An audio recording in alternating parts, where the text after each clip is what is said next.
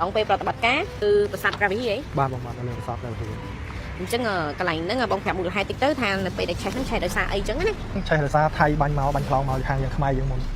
ពេលបាទពេលធ្វើនៅពេលហ្នឹងខ្ញុំទៅដល់កន្លែងទីតាំងគោលដៅរបស់ខ្ញុំឈរជើងហ្នឹងថៃវាបាញ់ខ្លងមកហើយខ្ញុំក៏ឆ្លៀតឱកាសក៏លោតចុះសិនទៅលោតចុះសិនណាបាទលោតចុះគ្នាម្នាក់4នាក់បាទឈប់ហើយបានលោតបានចុះណាឈប់ហើយបានលោតខ្ញុំថាវាខ្លងមកខ្លាំងពេកដល់ពេលអញ្ចឹងយើងរកកន្លែងឈប់សិន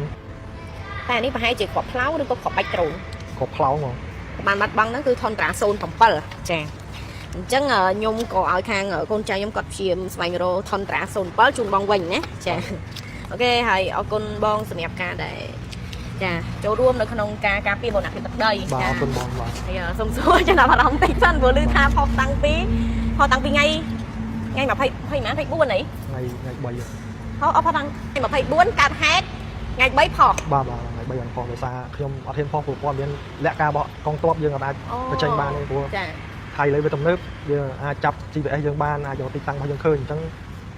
មេដែលនៅលើគាត់ចេះផ្សព្វផ្សាយថាយើងធ្វើម៉េចកុំឲ្យប្រើព័ន្ធទូរស័ព្ទដើម្បីឲ្យគេចាប់កន្លែងទីតាំងរបស់យើងបានហើយជាសមត្ថភាពរបស់យើងខ្លួនឯងទេចុះមកដល់ក្រោមថ្ងៃទី1ថ្ងៃទី2ខ្ញុំចុះមកដល់ក្រោម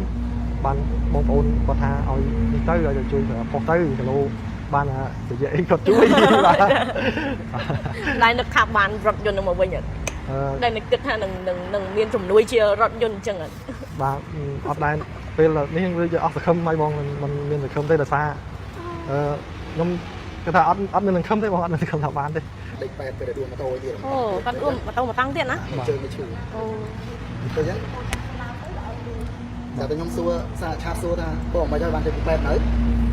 ចៃដល់ខ្ញុំអូមកទៅដល់គឺ Telegram របស់ចែអនឡាញខ្ញុំរកផ្ញើរូបការធានរបស់គាត់មកមួយទៀតស្រាប់គឺចូលមើលបើចូលមើលខ្ញុំមានអារម្មណ៍ថាអូសុបាយចិត្ត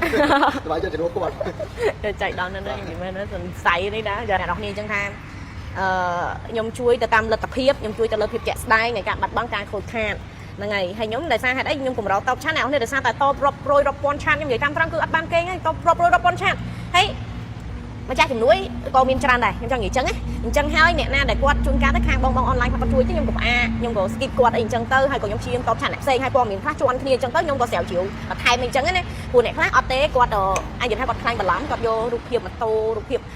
ឡានអីផ្សេងគាត់យកមកផុសបន្តគ្នាអញ្ចឹងវាធ្វើឲ្យគេហៅថាការខ្លាញ់បន្លំមួយដែរខ្ញុំអត់អាចទុកចិត្តបានទេអញ្ចឹងខ្ញុំព្យាយាមជីករឿងទីគោលសួរគាត់ថាពិតប្រកបច្បាស់លាស់ឬក៏មិនឯកសារហ្នឹងគាត់តម្លាក់មកអញ្ចឹងណាដោយសារខ្ញុំចង់ថានៅពេលយើងធ្វើជំនួយយើងធ្វើដល់គោលដៅដល់នៅពេលយើងចំណាយថវិកាផ្ទាល់ខ្លួនទៅធ្វើហើយយើងត្រូវទទួលបានអាភាពខកបំណងណាចាំមានន័យថាអត់បានដល់គាត់ហើយទៅបានអ្នកផ្សេងមិនដឹងតាណាតាណីដល់ពេលយើងចេះតែឲ្យចឹងដល់គ្នាហ្នឹងហើយដល់ពេលចាក់ស្ដែងចានេះមកលក្ខណៈថាគាត់មកដល់ហើយគឺលក្ខណៈថារូបពិតសម្លេងពិតចាបាទសម្រាប់ខ្ញុំផ្ទាល់ខ្ញុំហៅថាការតបស្នងមួយយ៉ាសម្រាប់វរៈកងទ័ពរបស់យើងនៅក្នុងការបំពេញបេសកកម្មការពារទឹកដីចាក្នុងនាមខ្ញុំជាម្ចាស់អំណោយ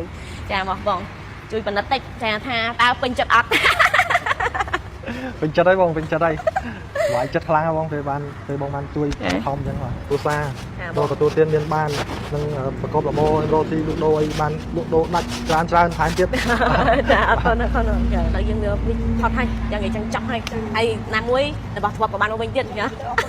អរគុណមែនតើខាងពីផ្ទះមកដល់ផ្ទះមកដល់ហ្នឹងគឺផ្ទះឆំដល់អរគុណមែនតើពីថាបាក់ចិត្តអស់លេខទ្រព្យគឺសំមកបងតែមក3ខែទេចាហើយឆ្លៀតចេញពីគេមិនគេទៅយើងទៀតតែដល់ពេលពួកខ្ញុំសំឲ្យដល់ពេលស្រាប់ថាយើងជួយដាក់ជាមួយសម្ភារៈឲ្យគ្រប់អញ្ចឹងវាអត់មានអារម្មណ៍ថាពេលនោះស្ដាយឡើងក៏តែក៏ស្ដាយវាថាបើស្ដាយតែគាត់បានមកវិញទោះបីជាប្រហែលចិត្តប៉ុណ្ណាគេតែមកទៀតទៅចិត្តតែប្រាប់គាត់លើកទឹកចិត្តគាត់វិញថាខ្ញុំអត់អីទេមិនខំទេដើម្បីយើងចំហើយដល់ណាវាអស់ហើយអត់គាត់មកហើយគាត់បានទៀតគាត់សុំតែដល់ពេលបងហើយต้องไปทำยังสำคัญอมเป็นแบบเป็นหมองมองยังสำหรับตัวไปเอาคนคลายเลยแต่บ้านtôi được khơi khăn ngủ ngày đại ba đại phải mong con nhưng được khơi khăn ngủ យើងជាបងប្អូនប្រៀបដូចបងនឹងទូយើងរួមសុខទុក្ខប្រៀបដូចជាទឹកនឹងត្រីទាំងមិត្តភក្តិចឹងព្រមទាំងមិត្តភក្តិថ្មីទាំងប្រុសទាំងស្រីសុទ្ធតែជាគ្រួសារខ្មែរមានសុខរួមសុខមានទុក្ខរួមទុក្ខថ្ងៃមុខមិត្តភាពលើតែដតែពាក្យថាបងប្អូនជាពាក្យមួយមិនចេះ